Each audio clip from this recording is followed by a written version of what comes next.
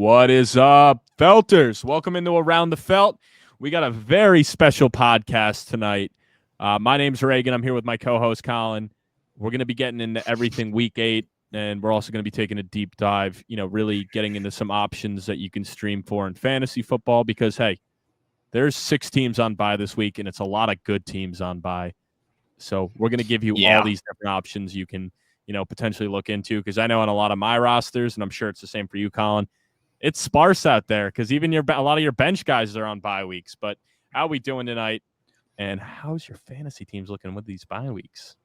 Yeah, man, I'm doing great. Excited to talk all things Week 8. We're coming off a banger of a pod last night. A little fantasy mid-season, little recap, and our predictions for the rest of the way. So that was a lot of fun. Excited to talk about this week. And you're right, Reagan. The bye weeks are brutal.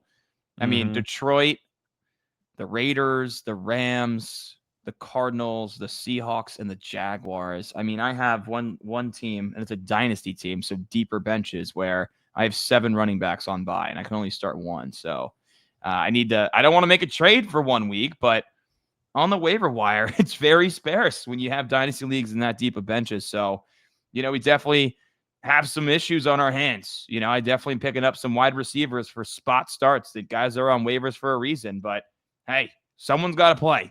We need someone out there. So it's going to be an interesting week, but it seems like a lot of people in the same boat. So it should be a fun weekend of fantasy football. Yeah, that it should be. I mean, I'm, scattering a lot, scrambling a lot, but excited for another week of the NFL. How you doing in your underdog lineups right now, too? Oh, I'm pissed, man. My last eliminator is now done, but I did make some good money on it. But yeah, I bet. Yeah, it just got to the point where I was kind of getting screwed. Like, I don't know. It's frustrating, man. I mean, I'm doing pretty well.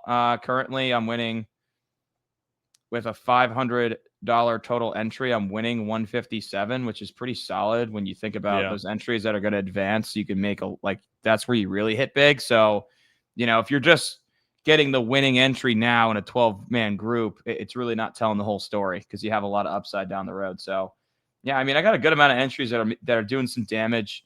I think injuries have definitely affected. Millie makers you want to get through on. I have like 2 or 3 that are looking primed to make it through for the 25 milli maker. Yeah, is that the best ball mania one? Yeah, those are the ones that you could really make some serious cheddar. Yeah, so I'm in 8 of those, and I have a second place, a first place, a third place, a fourth place, a third place, and then the other 3. Oh, nice. The other 3 are fucked from injuries. Like my stars, like Nico, Burrow, Malik Neighbors, Bowers. Like those are my horses in those that are chalked, which kind of sucks with best balls. You can get chalked. Like if your first couple round picks get hurt, like it's an uphill battle. You're in trouble. Then. Yeah, absolutely. No news, man. I mean, we touched on a lot of it. I mean, Lamar Jackson practiced today. Still to be seen if he plays this weekend, but we can dive more into that with the Ravens. But a lot of news we touched on in yesterday's pod. So let's get to the question bag. Yeah, so only one tonight, which is okay. A lot of people submitted last night. It always happens when we do these back-to-backs. But let's go to Jared Crampton. He wants to know, and this is one question he's got.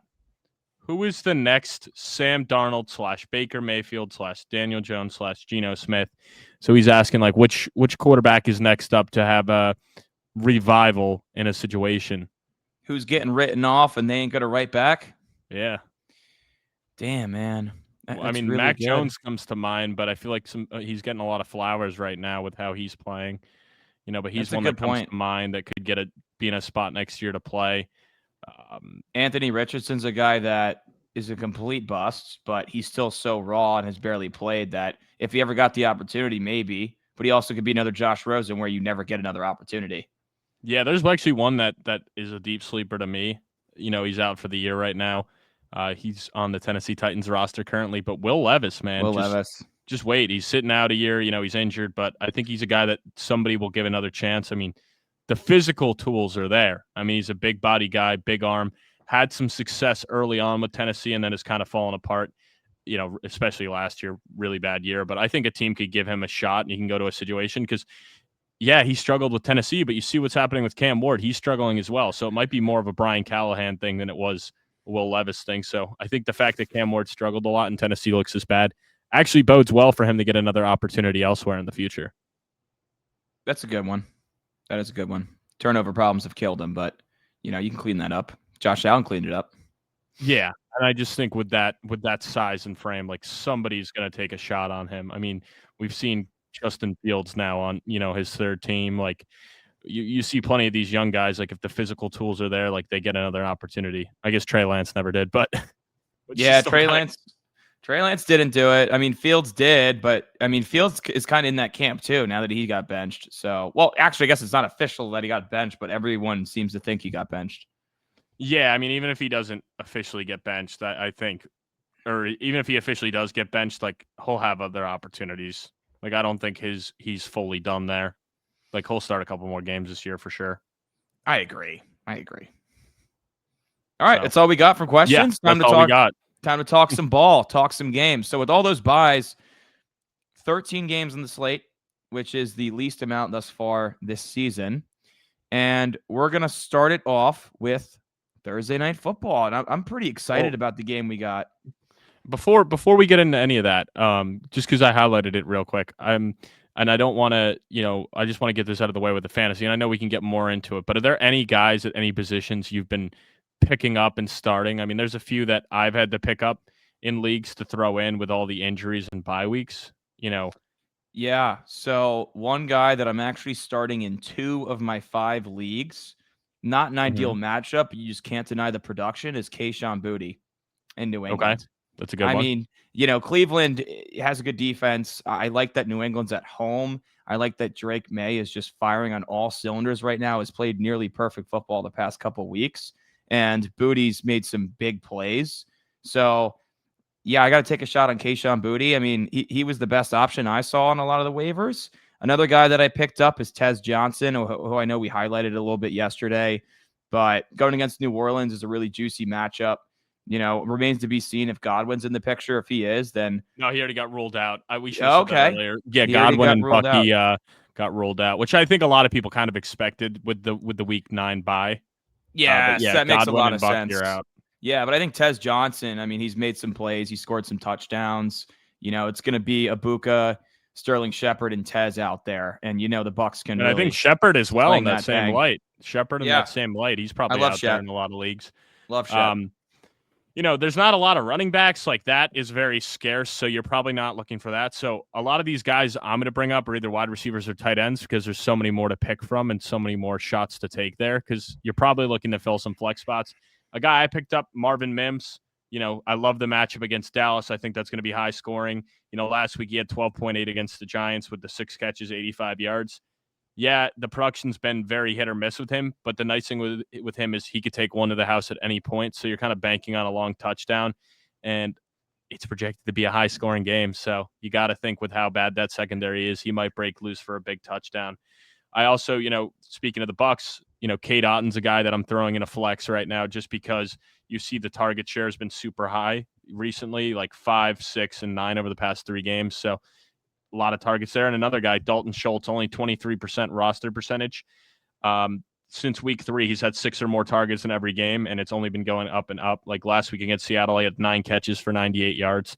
Love to see that. Probably, on the free agent mark, you could pick up for a spot start. Quarterback-wise, yeah, I mean, there's some other guys out there that you might want to take a shot on. Like, I don't hate Carson Wentz in that Thursday night game against LA. I think that's going to be super high scoring, back and forth. Other quarterbacks, is there anyone that like sticks out to you? Like if you're in a bad spot that you pick up, like I heard some people saying Tyrod. I don't think I would want that even with the bad Cincinnati defense. No, I don't want nothing to do with Tyrod. I actually picked up Caleb Williams today, which I guarantee he's not available on like anyone else's waivers, but I saw Caleb Williams was out there and I was like, yeah, like don't mind if I do. I'll pick up Caleb Williams to be my QB2. Yeah, and another guy, I've seen in a lot of leagues. It's risky. He's a low roster percentage, but at the end of the day, Garrett Wilson's probably going to miss again. But Josh Reynolds had 9 targets last week, only 3 catches, but Tyrod was throwing him a lot of jump balls. He ended up throwing 2 interceptions targeting him, which is unfortunate. But for fantasy football, you love to see that because he was giving him the opportunities to go up and make a big play. So he's a guy as well I would try to target. And hopefully, like we said yesterday, you were able to get Aronde, or how do you say his name? Grande Gatson. Yeah, Gaston, the Chargers tight end for tomorrow night because he's going to fetch a lot of targets as well. So it's scarce. And even the defensive matchups, I know we had some people asking us, with all these bye weeks, and some better defenses, there's not a lot of great matchups. So you might be in an unfortunate position. Like, I got to start Denver against the Cowboys in the league. I don't want to do that. But then I look out there and I'm like, well, do I really want to start the Jets? Like, their defense has been so hit or miss. Do I want to start the Vikings against the Chargers, the Giants against the Eagles? It's rough sledding out there right now on waivers. So, yeah, I picked up Tampa Bay, but that's just lucky. Like, that's the easy matchup for this week against New Orleans. Yeah, and I think a lot of people are going to be scrambling in your leagues where you're going to be trying to pick that up. So those are just some options. And then, another good one too, Flacco, he's going to throw the ball around the yard, and they had some success. And if Sauce Gardner misses, that's even better for him. Yeah, is Sauce He's in the concussion right protocol. Now? Yeah, he got a concussion. So I would imagine he'll probably miss just because they're 0-7. And it is like, what's the point of rushing him back? Maybe if the record was better, but I would imagine he'll miss. Yeah, that's likely. All right, good to go. Let's get into the matchups. Yeah. I just wanted to go over that real quick because I think people had some questions there. All right, man, we got a really good game for Thursday Night Football. I think it'd be a little bit better if JJ McCarthy was going to play, but we got Carson Wentz and the 3-3 Vikings on the road at the 4-3 Los Angeles Chargers. LA is a 3.5-point favorite with a 44.5-point total here. Do you believe in Carson Wentz, Reagan, or are the Chargers back in full form? I'm taking the Chargers to win and cover, but I think this is going to be very high scoring. I think Carson Wentz is very playable in fantasy football, like I was saying, but I do think the Chargers get it done. They're at home here. I think it's just going to be a fun game to watch overall as football fans and fantasy football brains, but I just think the Chargers are the better team right now. Both teams have their fair share of injuries on both sides, but I'm going to lean the Chargers and the fact that they have, the more talented quarterback. I did cook up a same game parlay. It's a 6-leg one. The odds on this are just 18-1, but I'll tell you what it is. If people last week I hit on. Last week I hit on it. So this isn't as juicy, but I'll still give it out there. So it's over 44.5. Herbert 250 passing yards.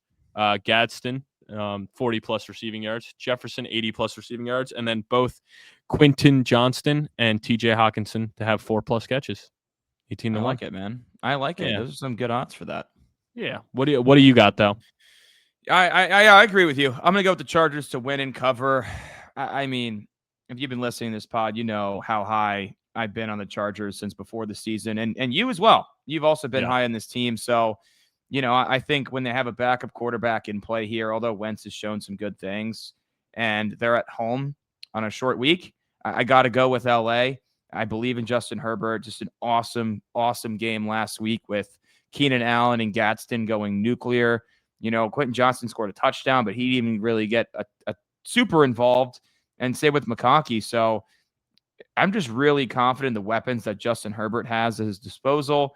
The Chargers are a top 10 passing defense, so I think Wentz might have some issues there. I believe Aaron Jones can be activated, so he might be back in the picture, and LA's a little bit weaker against the run, so maybe Minnesota can, really get the run game going with the two-headed monster of Jones and Mason. But for me, it's like, hey, quarterback matchup here. I got to go with Herbert over Wentz, especially when you consider the Chargers are at home. Yeah. I mean, it's tough. It really is tough, this matchup. But I expect it to be fireworks. I think Jones probably won't play from what I heard. Maybe if it was a Sunday game, he may have, but I think he's not going to play. But I don't know. We'll see, man. I mean, we shall see. All right. Next, we got your Jets at the Cincinnati Bengals.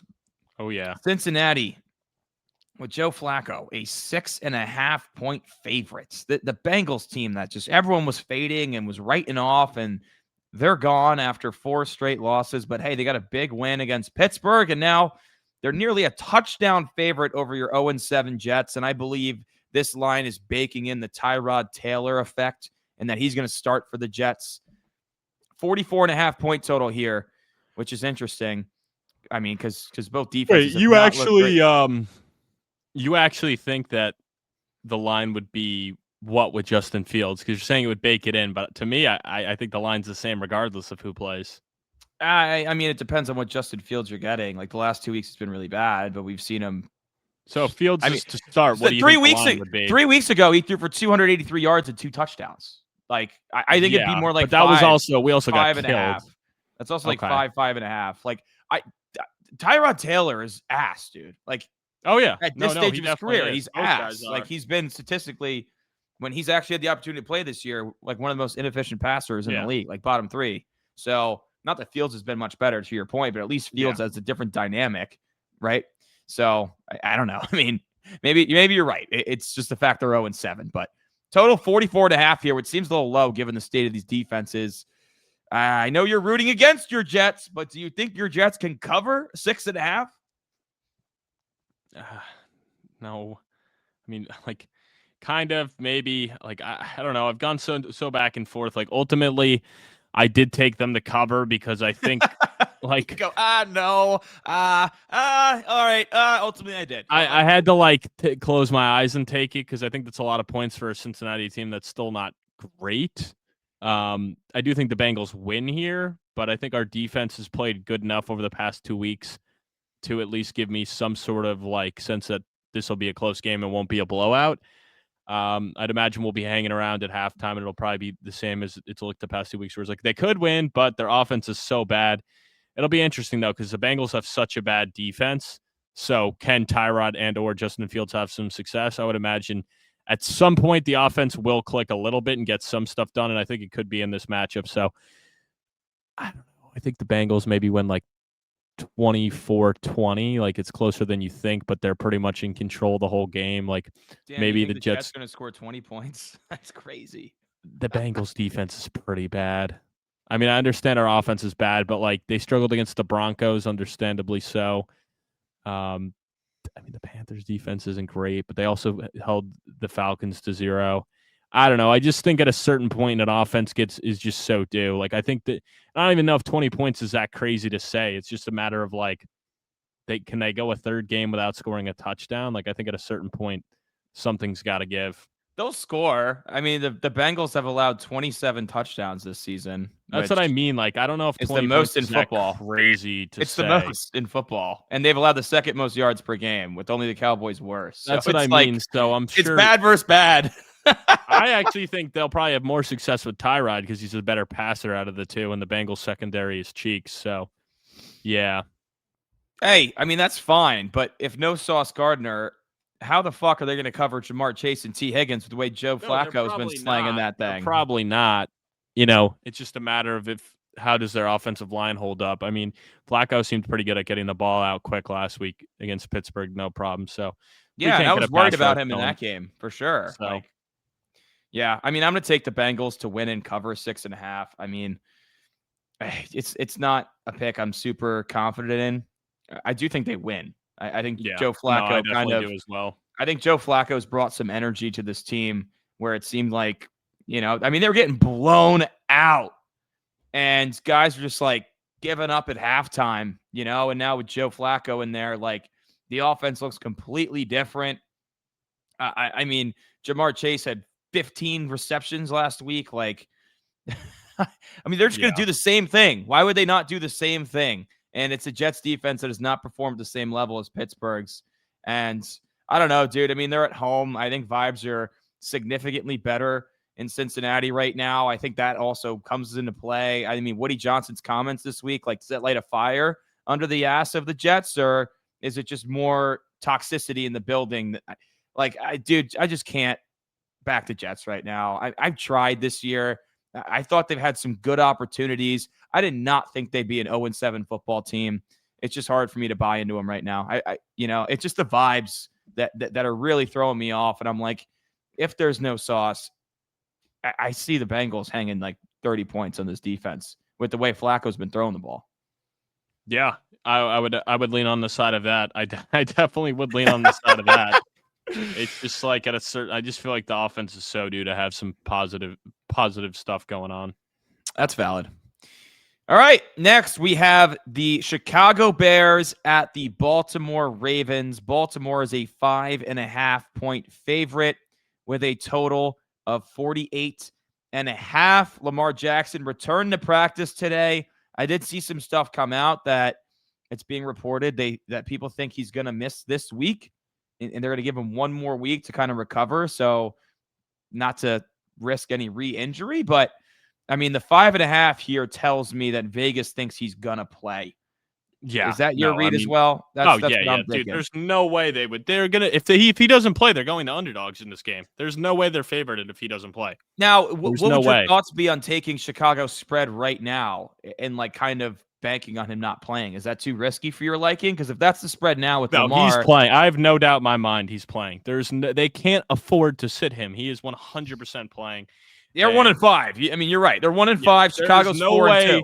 Vegas wouldn't put the line on the books if they didn't think he was playing. There's no way he's not playing. They would not put out a line. And honestly, if they'll probably still cover somehow if he doesn't play. Like, that's the thing that'll happen. So there's no way in my mind he does not play. I don't think they would be offering it knowing that they could potentially lose out on all that money. And I'm sure there are people probably betting on Chicago right now trying to get the bump, but I still think there's a chance they could win even without him. I mean, I'm taking Baltimore to cover and win. I think this is just a massive explosion game. He comes back. The run game looks great. I mean, they're fresh off the bye. Everyone's getting more healthy. So I have no doubt in my mind. I think Chicago will still put up a good fight. Like, they'll put up some points, but I think they've been a benefactor of having some easiest mashups recently. Yeah, I just like fucking had a nice hiccup. Big hiccup burp. Gotta love that. How's your lunch? That was fun. Good? Yeah, that was painful. They've been a benefactor of just some easy matchups. So I just think this is go time for the Ravens. Like, they're so backed into a corner, and as long as I have Lamar, I trust them to get out of that corner. I'm going to take Baltimore to win the game. I'm going to take the Bears to cover. I like what I've seen from this Bears offense. I mean, they've been running the ball really well. I will say, to your point about the run game for Baltimore, that is their recipe here. I think the Bears have the 5th worst run defense in football thus far this season.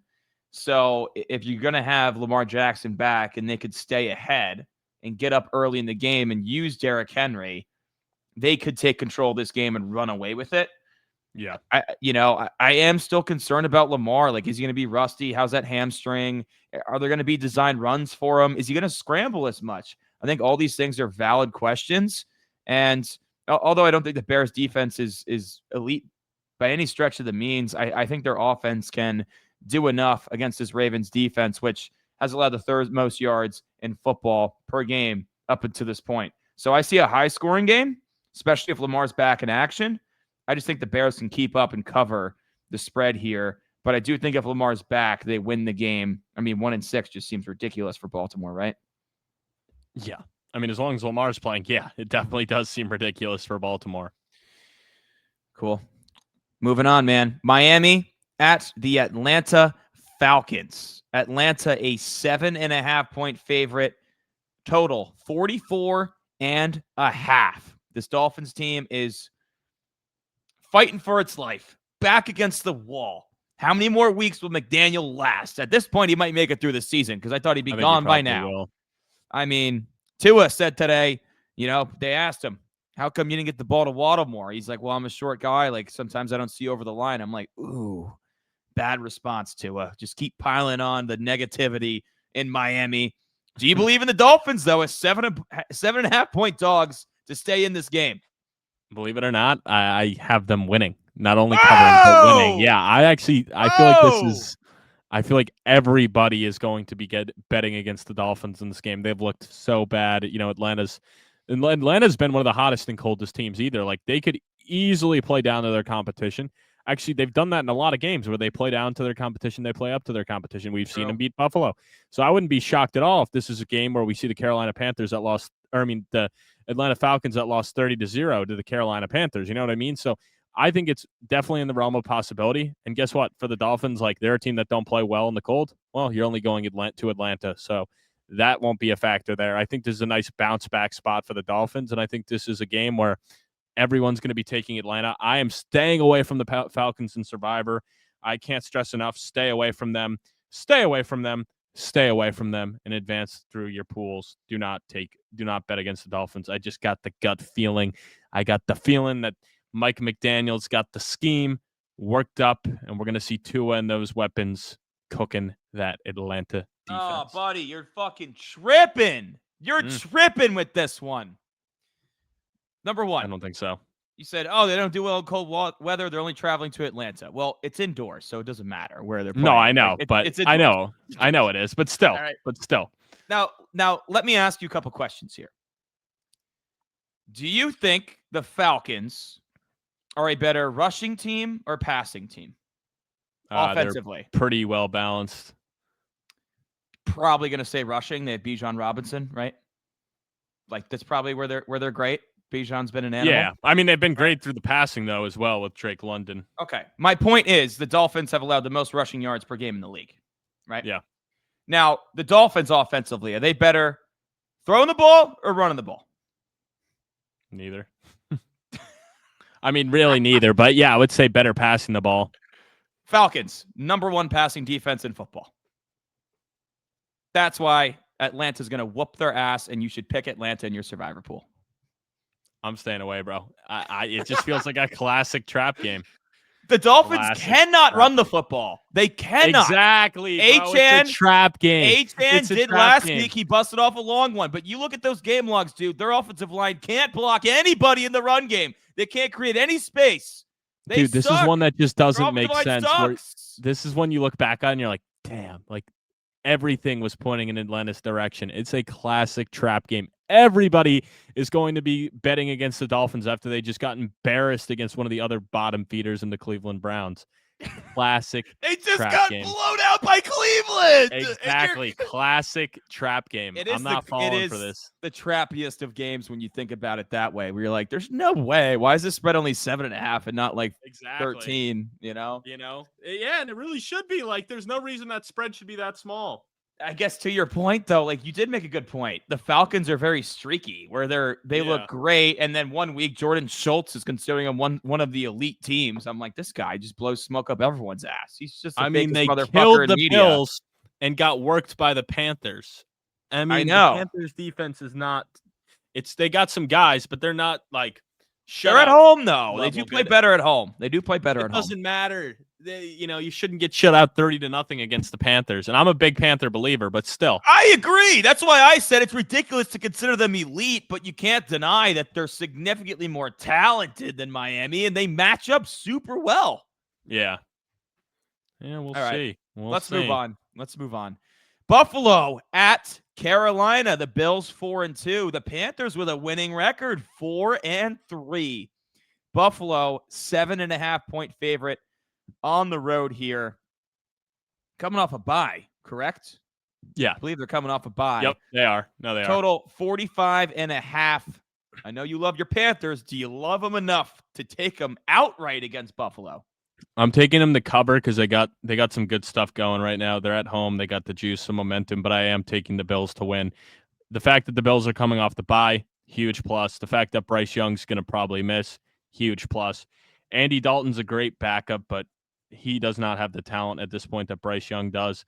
And you see Bryce is running for his life a lot. So I think a guy like Andy Dalton that doesn't have like any mobility at this point is going to struggle. And I think the Bills with 2 weeks of game planning should win this game. But ultimately, I think the Panthers are a lot better than this line is giving them credit for. So I think they can hang around, or even, with classic Panthers games we've seen where they're getting killed at halftime but start to chip away in the second half. I think that's very much within reason that they can get a backdoor cover with 7.5. So unfortunately, no Bryce here. I think it's going to be an uphill battle, but I think they could at least hang around and make the scoreboard respectable by the end of it. Yeah, I got to tip my cap to Carolina, dude, particularly how much they've turned it around the defensive side of the ball, being consensus like the worst defense in football this year. And they've been pretty damn good across the board this season. Derek Brown's been a dog. I mean, J.C. Horn also has been awesome. I mean, that one-handed pick he just had was stupid sick. So, tip the cap to Carolina. They're really doing things right now. But for me, it's not about the stats. It's about the Jimmys and Joes and the quarterback position this week. It's Josh Allen versus Andy Dalton. And Buffalo, despite them being on the road, they had a bye. So they're rested. They have a ton of time to prepare for this game. Dalton, he has come in, and honestly, the Red Rifle has had some pretty good performances. I will say it's usually like right when he gets back in the lineup. and then he sucks after. Usually that first game was when the Red Rocket does well, if I remember correctly. I don't know. It's just kind of how I remember it. And then he falls off. So maybe the Red Rocket is going to surprise us a little bit, but I don't know, dude. It's Josh Allen off a bye. I think they roll here. I got Buffalo winning and covering. Yeah, I think also the fact that they've lost the past 2 games, like you got to think they've made some major adjustments during the bye week as well internally. True. So that aspect definitely makes me like it more too, is just the fact that they've made some major adjustments. All right, next up, San Francisco at 5-2 on the road at the Houston Texans, who are 2-4. Looking good for your season long, Reagan. I mean, we got a lot. I say you got a lot of shit from Texans fans when you had them going 7-10. So this is a big one for your pick prediction, and maybe telling some Texans fans on YouTube and TikTok to leave us alone a little bit. 1.5-point favorites, Houston is. That's kind of crazy to me. I don't see how that makes sense, but okay. Probably with how banged up the Niners are. Yeah, but they're still finding ways to win games, I mean, Houston's really not. 41.5-point total. Obviously, Vegas thinks this Houston defense is the reason they should be favored, and they're at home. So that's a stupid low total. To be determined if it's Purdy or Mac Jones, but I don't think it matters in my mind. Does it matter in yours? No, it doesn't. I'm taking the Niners regardless, and the big reason is this Houston offense is debatably the worst in the league. It is so bad. They can't run the ball. They can't pass the ball. They really can't get anything, and I don't think this defense can bail them out. They're starting to break. It really reminds me of the Jets teams that we see in recent memory where they had the elite defense, but it doesn't matter. If your offense can't do anything, it is just 3 and out, turnover. The defense is eventually going to break. They can't be perfect all the time, and unfortunately, it seems like that's what Houston's defense has to be, and this offense is terrible. It really is terrible. So, and the Niners side of things, like they just find a way to win. Kyle Shanahan is one of the best, if not the best coach in the league, with how impressive it is that it doesn't matter who he's got. He's still going to put out a competent team. And, this team is going to be playoff bound in the Niners. So they just find a way. And I would imagine even in this, like with all the injuries, they're going to find a way to get it done against the Texans. Yeah. Also no Nico Collins for Houston, I'm assuming. Left the game with a concussion. That way, yeah. So, I mean, the 1 week turn just always seems unlikely. And with how bad this Houston offense has been without Nico Collins, I mean, how do you have faith? I mean, Christian Kirk missed last week as well with a hammy. I don't know if he's going to be back. Jaden Higgins and Jalen Noel, the rookies out of Iowa State, haven't really shown me enough. I can acknowledge that the defense is elite, absolutely, but they got to score to win the game as well. I don't know how they're going to do that. Also, D'Amico Ryans, like, coming from the Shanahan tree, I just have a hard time thinking he's going to beat his former master or leader. You know what I mean? So yeah, this just doesn't seem like a good spot for me for Houston. And I will say, if it's trending towards Nico missing, it's trending towards Christian Kirk missing again. You would be taking a dart throw, taking Noel Hutchinson or Higgins. So don't take it. Just don't take it. Their projections are going to be super high. You can try picking up one of them, and maybe you'll be lucky. But I would say at most, one of the 3 will have a good week. The other 2 are going to dud you. They've been terrible. If Dalton Schultz is out there in your leagues, I think you could play him at tight end, of course. But you may be able to flex him because he's going to get a volume. And unfortunately, he's questionable as well, but I'm sure he'll play. But the amount of targets he's been getting recently, like, he's the guy I would want. If you have one of those 3 wide receiver options or Dalton Schultz, take him. He'll probably be Stroud's top target in this one. I also will say I doubt Woody Marks is still available, but Woody Marks looked pretty good last week. I mean, he just has a lot more juice than Nick Chubb at this point in time, so I think Woody Marks could be a good play. I just traded him away in a league for Chris Godwin, and I don't know if I love it or hate it. I wanted to buy into Godwin with Mike Evans being out and the fact that Godwin will probably be back after the bye and there's all these injuries, but I would imagine him and Mbuka will complement each other nicely. So I went out and I got rid of Woody Marks because even if he fully takes over the backfield, like, what's his ceiling? Like, I don't think they're magically going to figure out how to run the ball with how bad that offensive line is. That's a good point. The offensive line is brutal. I mean, that's, in my mind, that's the reason this Houston team is 2-4 is just the 2-5. Sorry. Yeah. 2-5. Just the sorry. I got the receipts. No, they are 2-4. What? They are Houston. Houston's 2-4. It's week 8. Oh wait, week 8 hasn't. Never mind. You're right. I forgot they had the bye. Yeah, they had the bye. But I'm getting a little premature on the 2-5. Yeah, but anyways, I think that's the main catalyst for why they are where they're at is just the thought process to trade away Laramie Tunsil and just not investing resources into an offensive line that was already really bad last year outside of Tunsil is just crazy to me. I mean, everyone wants to shit on CJ Stroud, and I get it. His play has certainly regressed, but I don't know, man. I think that's a big reason why. He just is running around a lot, and he doesn't have protection, and he can't go through his reads and pick these defenses apart. So I know San Francisco doesn't have Fred Warner or Nick Bosa, but Michael Williams has been playing pretty well, the rookie out of Georgia.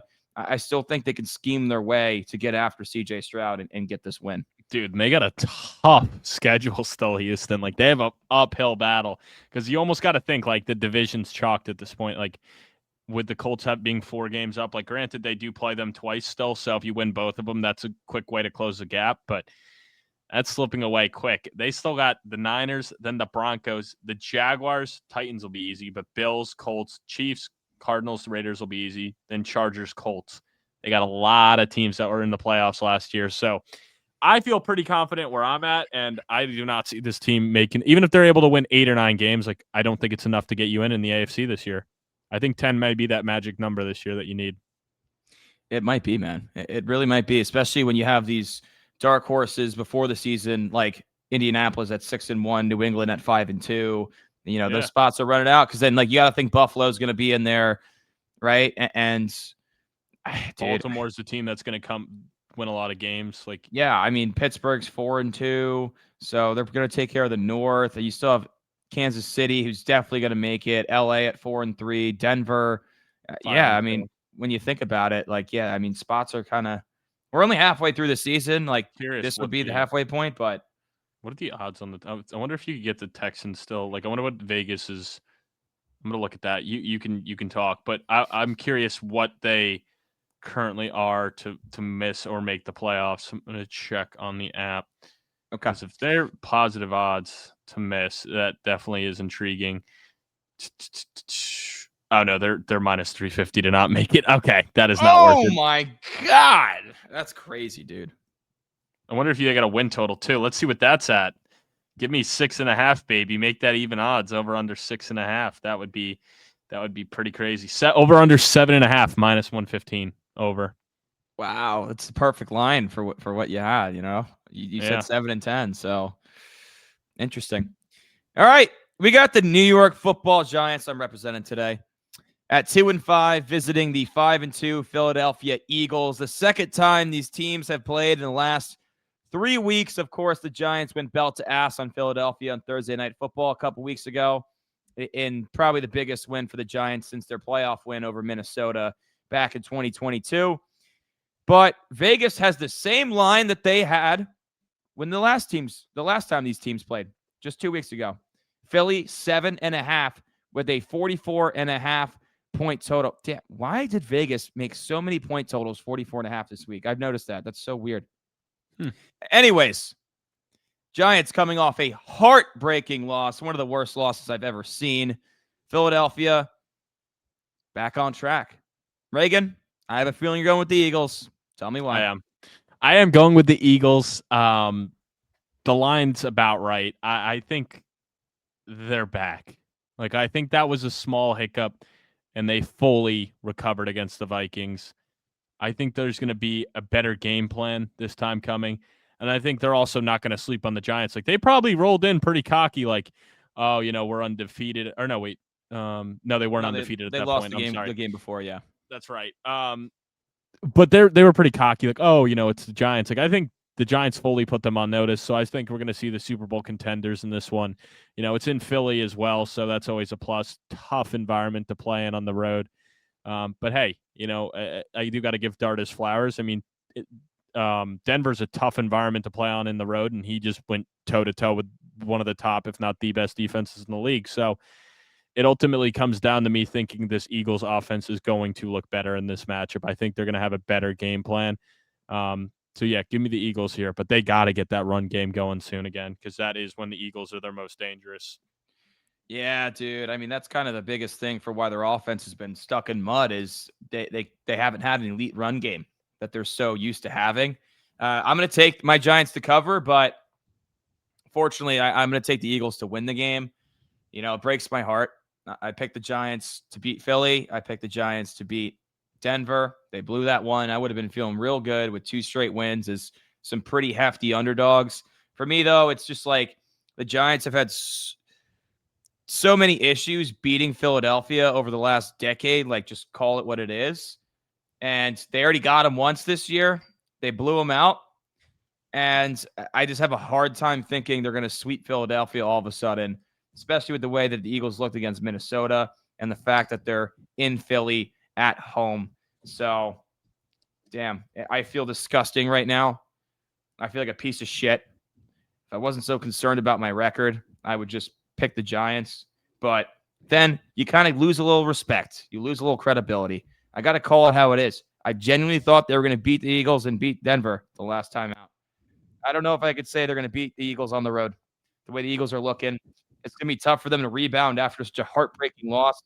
We'll see. I hope they respond. I hope they battle, but it isn't about stats for me. It's just the history of Giants, Eagles, and what we've seen.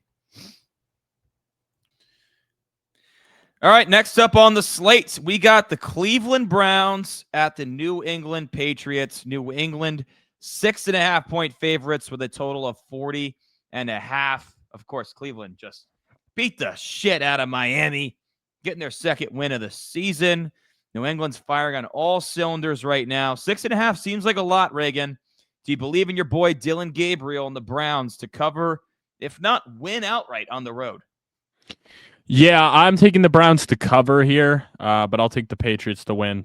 Defense always travels. I think this is a rough draw for Drake May and that offense, so I think this will be low scoring. It'll be back and forth. Ultimately, Patriots at home like their offense a lot more, but that Cleveland defense is legit. I think they're going to be able to hang around with just about any team in the league to an extent with that defense. It's just a matter of what level of offense does show up, but Mike Vrabel is the classic, from the Bill Belichick tree, so they're probably going to take Quinshon Judkins out of this game, really make Gabriel beat him with his arm. I mean, so far he's proven, he's not really been a threat with his arm, a lot of short field targets. So I'm excited to watch that from that perspective to see if he can answer the call. I think he'll have a pretty good game. Like, he's a guy that I might be taking in my Felt 5 this week for his passing yards because I think, the Patriots are going to find out a way to take Judkins out of this game. So I'm expecting a unfortunate down game for Judkins. You still play Judkins, of course, but I think this will be a down game. I don't think you're going to get the same result you did with Miami last week, but I'm excited to see what Gabriel can do here. But ultimately, give me the Patriots to win here and the Browns to cover. It's a good call, man, because the Patriots have the 3rd best rushing defense in football thus far. I'm going to take the Pats to win and cover. You make a good point. The Browns actually have allowed the least yards per game of any team in the league so far this year, which is nuts because their offense hasn't been great, which means their defense is on the field. I don't want to say a ton, but more so than a lot of other teams, right? So, it's pretty impressive. But for me, Drake May's just stupid hot right now. I think he's clearly a much, much better quarterback than Dylan Gabriel. You bring up a good point about Judkins. I wish I was I was in a position where I could sit him and have a better option against a really good run defense. You can't like sit him. It's just where you think they're going to take him out of the game. You can't sit him though, especially with the bye weeks. Like, you got to stick and pick with your guys, and maybe Judkins is just totally matchup proof at this point. Like, yeah, I hope I'm wrong. I like him a lot. I'm just going off of the history of, Bill Belichick and the fact that Mike Vrabel comes from that same tree. Like, I would imagine they're going to do everything possible to take him out and make Dylan Gabriel beat you. Like, him to have 250 passing yards is plus 344. Like, that's seems pretty sweet for the Felt 5 pick for me. Maybe I'll even get really cheeky and take 300, but that might be pushing it. He'd really have to slang that thing, and that's plus 1320. 13-1 on a 5-unit play. Oh my gosh, I might just run away with that. Go up a cute 65 units. You'd be set for the season. Like, it'd be hard to go negative after that. But Hey, I mean, you can let your nuts hang. I just don't think Dylan Gabriel's good at all, to be honest with you. I think he's kind of ass. So he's a little guy. He doesn't have a strong arm. Like he's going to Foxborough. I don't know. I have a hard time thinking Mike Vrabel is going to lose to a rookie quarterback at home, especially with the way his quarterback has looked. So give me the Pats to win and cover here. It was a really nice week for the Browns last week, but it's a different animal here going on the road to New England. Fair. Next up, Tampa Bay versus the New Orleans Saints. Tampa Bay, 4.5-point favorites with a 46.5-point total. We touched on it earlier. No Mike Evans, no Bucky Irving, no Chris Godwin. Still, Tampa Bay, 4.5-point favorites on the road here. Sitting at 5-2. New Orleans, 1-6. Divisional matchup here. So I think this could be a popular survivor pick.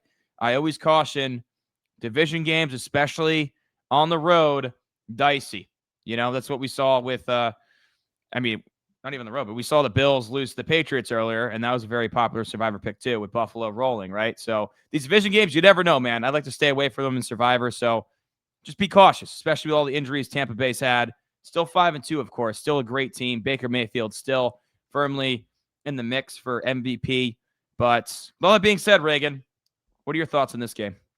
Yeah, I am staying away from this in Survivor. I took the Saints to cover, the Bucs to win. The Saints are a much better team at home. They are home. It's a division matchup, and the Bucs are very, very injured right now at their skill position. So I think it's going to be a tough game where the Saints do have very high upset potential. Ultimately, Baker just gets it done, it seems like, time and time again. You know, last week he struggled against Detroit, but that's Detroit. I mean, that's a team that is Super Bowl contender. So, you know, obviously they're going to be able to make the adjustments to expose a team with all those injuries, but I think a bad bottom feeder team like the Saints we'll see similar to when the Jets and Bucs squared off, where it was, you know, a close game. They let the Jets hang around, but ultimately Baker, the more talented player, prevailed because bad teams make mistakes, and I'm sure there'll be plenty with the Saints to ultimately not be able to take advantage of a very injured team.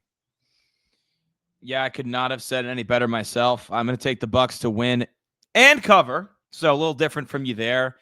You know, for the Saints side, I think this is a really good spot for Chris Olave yet again. Yeah, there's just I just don't think they're going to be able to run the ball at all against Tampa Bay here, even with being at home, with the way Kamara's looked and how this Bucs team is constructed. You know, I just don't think they're going to be able to get it done. So look for Chris Olave to keep the hot streak going. Another big game. Maybe Rashid Shaheed catches a long one and it keeps him in this thing.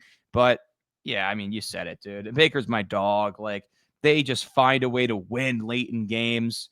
Baker's clutch. He has the X factor. He's done it without Evans all year. He's done it without Godwin. So, and he's done it without Bucky for the last couple of weeks. So, like, I'm not super concerned.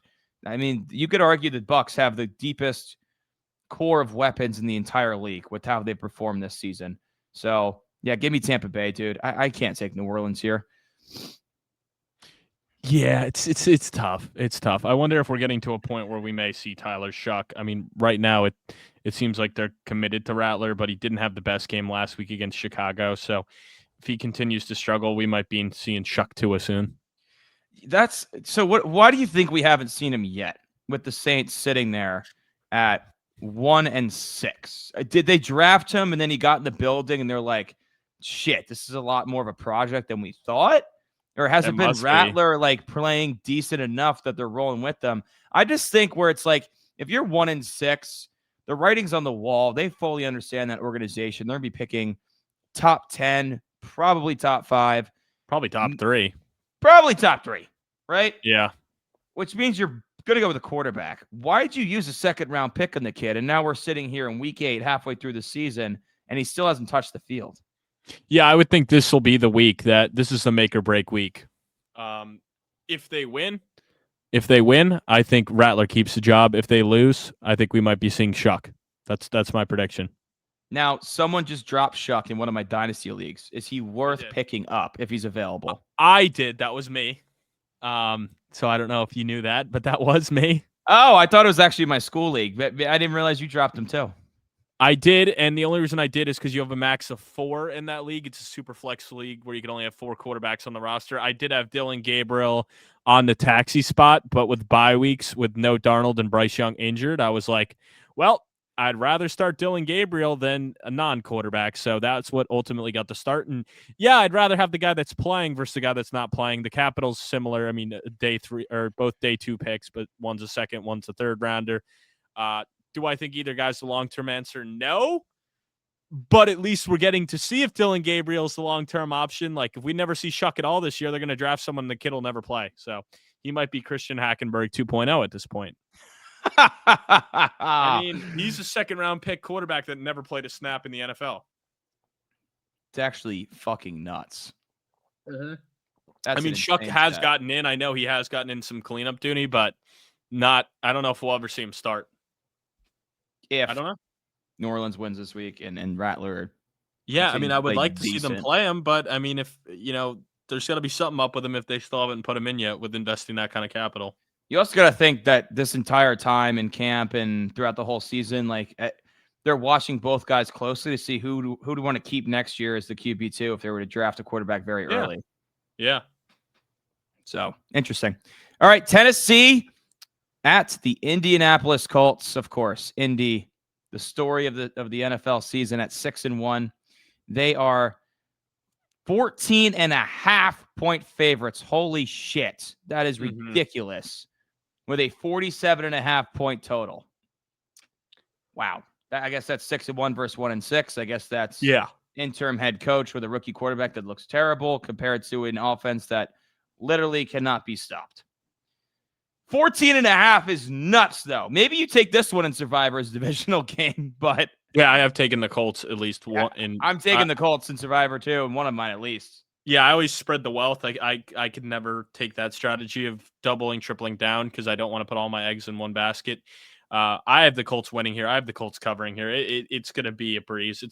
The Titans have given us no reason to do it, and you could say, oh, this is a trap, they're due, but the Colts are just so hot right now. And even last week, like Tennessee was playing so good. They were in that game early, and then, it just comes down to Cam Ward, like not showing really anything yet. So until he proves that he can do really anything, which he hasn't, like I have no confidence in the Titans to really do anything. Like I don't see how they stop Jonathan Taylor in this matchup. And then that, Colts passing attack led by Daniel Jones, like how are they going to stop either? Like I feel like the Colts are just going to dominate and have their way this whole entire game. Reagan, did you know that the Titans have allowed the most rushing touchdowns in the league this year? I mean, it makes sense. It seems like they're getting 30 hung on their head every game. In what world does Jonathan Taylor not score at least 2 touchdowns in this game? I just don't see how he doesn't run the ball down their throats. They're the 4th worst in terms of yards per game, allowing 140 rushing yards a game. I mean, I know Jonathan Taylor has already had a couple 3-touchdown games. Can he have another? I think he might have another. I think the Colts. Maybe that's in big dogs, huh? Jonathan Taylor might be minus 400 to score a touchdown this weekend. Like seriously, if that's out right now, that would be interesting if you put a guy even a 2+ touchdown guy in big dogs. 2+ touchdown in big dogs. Like, is that in play here? Because that's the thing. Plus it's like 145, bro. For what? 2. For 2 touchdowns plus 145. He's minus 370. Oh, so my line was pretty good. He's plus 550 for 3 touchdowns. Like, that's not even. I wouldn't even bet that. That's not even like. No, that's insane. That's insane. Like, that's the thing with big dogs this week. It's like Bijan Robinson and Jonathan Taylor have the easiest matchups maybe of all season, like smash plays. And it's like, you can't take them unless you do 2. But that's just fucking nuts. So, yeah, no. I'm not going to do it. With all that being said, I mean, yeah, I just said it. I mean, Jonathan Taylor is going to run for 200 yards and 2 touchdowns right here. They're going to fucking whoop their ass. Colts are scorching hot. The Titans just fired their coach. Like, let's be honest here. This is unbelievable. Maybe they cover 14.5, but I don't know, dude. They're even on the road. Like, I think it's going to be rowdy in Indy because they're like, holy shit. Like, Daniel Jones is seen as like the king of Indy right now. And they're going to be buzzing, just like sitting there 6-1. I can't believe this is my life. And now we got the worst team in football, arguably, coming into our building. Yeah, it's going to be a fun Sunday for Colts fans, dude. I think they blow them out. Yeah, no, I would be excited as a Colts fan. It's an exciting year to probably be 7-1 after this game. And really, they could be 8-0. Like that Rams game, they were very much in it.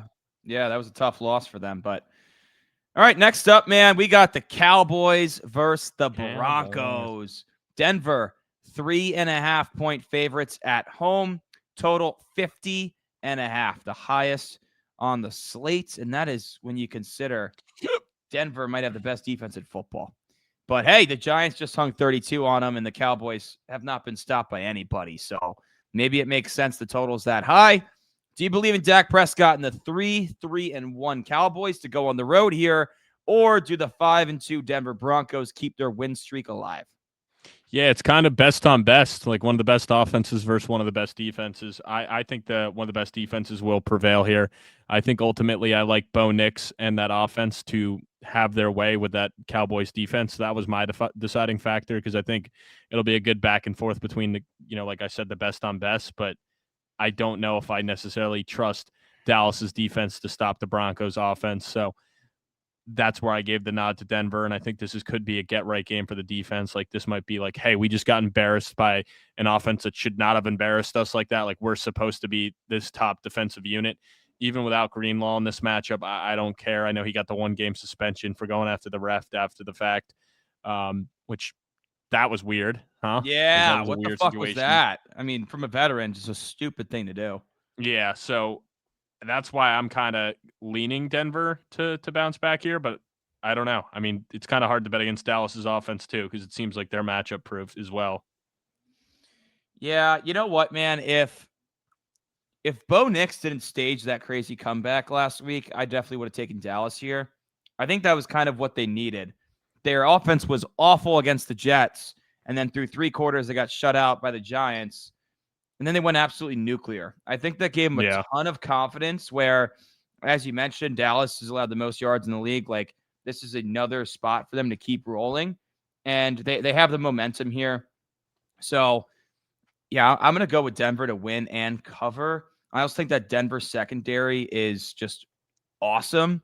And when you have CeeDee Lamb and George Pickens, like, it's a really fun matchup. But I take Pat Surtain almost any day of the week. I don't care who he's going against. He locks down everybody. So curious to see if he shadows CeeDee or the fact that it's CeeDee and how Pickens is played, if he kind of just does his own thing. But I just think Denver at home here, especially after that fourth quarter performance, they got a lot of momentum. They'll get it done. Yeah, I'm curious to see how that shakes out. Like how they use him against this, really good Cowboys passing attack. Yeah. All right. Moving on to Sunday Night Football. Aaron Rodgers revenge game, baby. The Green Bay Packers at 4-1-1 travel to Pittsburgh to take on the 4-2 Steelers. Green Bay 3.5-point favorites. The total of 44.5. Of course, Pittsburgh coming off a tough loss to Cincinnati. But I don't care. Revenge game time. And it's our big bet of the week. Reagan, let the crowd know what we're doing. Hey, you want your revenge just like Rodgers wants his revenge. So I'm on the Packers, obviously. And our big bet is going to be getting pied in the face by 5 pumpkin pies. So I've tried to eat pumpkin pie before, but in the fall spirit, one of us is just going to get smacked with pumpkin pie 5 times. I guess it doesn't every time have to be in the face. Like, there might be some other spots that would be funny as well, top of the dome. But yeah, we're going to be doing some stuff with that, putting some pies to good use. So we're excited about that. That is for sure. That'll be exciting. But yeah, really, I mean, really good one. I'm taking Green Bay in this one. I think this is a team that needs to get right. They've been really playing down to their competition of recent. Like, their defense hasn't been as dominant as it expected, but I think this pass rush is going to be a lot for Aaron Rodgers to handle. Whatever Green Bay's sack line is, take the over. They are going to get plenty of sacks here. I think that offense might struggle to get going, where on the Green Bay side of things, I fancy that offense a little bit more. You fancy, huh? Hey, Paul Smith, Packers fan. Britt, he likes to use fancy. But I think this will be a huge Josh Jacobs game on, Sunday Night Football. He'll be more healthy from that illness he was dealing with last week. With that came out right before game time. He might miss. He ultimately played, but it's going to be on the shoulders of Josh Jacobs. And I will say, I think Jalen Warren scores in this matchup. Something about him. He's scoring this week. Okay. Yeah, obviously, I'm going with the Pittsburgh Steelers to win and cover the 3.5. That's why it's our big bet of the week. This ain't about the stats for me. It's about the storyline. I get it. it's in Pittsburgh, so it's not a return to Lambeau, but I'm fine with that because I want the crowd behind Aaron Rodgers when he makes some big plays, has the juices flowing. This game has been circled on his calendar. You know, I love me a revenge game. I got to have someone in the Steelers. Aaron Rodgers anytime in big dogs. Yeah, I can't do that. I might do DK Metcalf just because he didn't score last week in a juicy matchup. So people might fade him. He could be due. And also, like, I don't know, maybe Jalen Warren. Maybe you talk me into Jalen Warren, Reagan. I'm still considering it, but I kind of want Aaron Rodgers to be involved in it, right? So it'd have to be Jalen Warren receiving for me to mentally cash it for big dogs because of the revenge factor. But yeah, dude, it's a storyline for me. I think the Packers are a better team for sure. But fuck it, dude. Rodgers is stoked for this game. He's had it circled. When he was in the darkness retreats, he was waiting for this moment. Give me the Pittsburgh Steelers. Hey, we'll see, brother. We'll see. All right, Monday Night Football. Fuck, we missed a great opportunity with this game if Jaden Daniels didn't pull his hammy. Commanders at the Kansas City Chiefs, who are just firing on all cylinders right now, which is why Kansas City is a 12.5-point favorite. 3-4 Commanders, crazy. 4-3 Chiefs. Doesn't matter. 12.5 points with a 46.5-point total here. Obviously, Mariota came in mid-game last week, looked like shit, but, you know, he's – I don't want to bust his chops too much, right? He was not expecting to play, so different mentality here. Got a little bit more time to prep, but there's no doubt the Chiefs just moved the ball at will against Las Vegas last week, and, you know, it's Marcus Mariota. 12.5 points. No chance you're taking the Commanders to win here. Do you think they can cover that? Nope. I'm taking the Chiefs. I'm rolling with the hot hand here. I mean, it sounds like Daniels will miss in this one. I just think the Chiefs are going to have their way with it. This defense of the Commanders has seemed to like fall apart over the past couple weeks. They can't stop anybody. These offenses are having their ways with them, and why not one of the hottest, if not the hottest offense in the league? Like, how are they going to stop them? And I don't think Marcus Mariota's got enough firepower around him. Like, even if he's playing with the full supporting cast, it's one thing, but like, it sounds like McLaurin and Debo may miss in this one. So it's going to be really tough sledding if those guys are out as well. Yeah, there's not a lot of analysis here. Commanders are 27th in yards allowed per game. Not good. Chiefs just got fully healthy on offense. Commanders are the least healthy they've been all year on offense. So yeah, backup quarterback against Patrick Mahomes on the road. I'm sorry. I think Kansas City wins by 4 touchdowns. Yeah, it's going to be similar to that Vegas game last week, which, hey, what a call out of me. I thought I said there's a chance that Vegas doesn't even score a point. And they didn't score a point. That was a good call. I was like, not even a point. What? Yeah, I might have to go clip that one. Well, it's probably too late for that, but they didn't. Yeah. I will say, if the Commanders somehow win this football game, I'm very looking forward to Walmart's submitted question next week. Yeah, I mean, I don't know. I guess I'll eat crow on it. I mean, honestly, if Daniels was playing, I would definitely be more intrigued. And, you know, I'm always there for a big upset, but I just think this might be too much to overcome, especially if no Debo or Terry. It's like, who the fuck is Mariota going to throw the ball to? Like, Chosen Anderson, like, whatever he identifies as now, like McCaffrey. Yeah. Luke McCaffrey, not Christian. Luke McCaffrey. Jalen Lane. I don't know, dude. That ain't more. That ain't no Rashee Rice, Xavier Worthy, Travis Kelce, Hollywood Brown. Zach Ertz is a great play. If he's out there, Zach Ertz in your leagues, probably pick him up. He's got to throw the ball to somebody, and Mariota likes his tight ends historically, so he's probably a smash play just because garbage time will be a merchant in the fourth quarter. Yeah, I'll probably have like 8 catches. So, yeah, that's another guy. If you need some help in bye weeks, like Zach Ertz is very flexible if you have to go 2 tight ends. You know, hey, it's never a bad thing to run 12 personnel in your fantasy leagues. Get cute. Run 13-man personnel too. 13 personnel is ballsy, but I saw championship done from 12 personnel last year, so anything can happen here. Don't worry. 12 personnel play. Anything can happen. Felters, make sure you're subscribed. Make sure you drop a like. We'd love to hear from you. Drop as many comments as you want. Be on the lookout for the Felt 5 coming. And hey, why not cash another Big Dogs parlay this weekend? I'm still crafting. I'm still thinking about it, but check out the social medias later this week. It'll be out. Let's go barking again. Thanks for tuning in. We'll catch you next week on Around the Felt.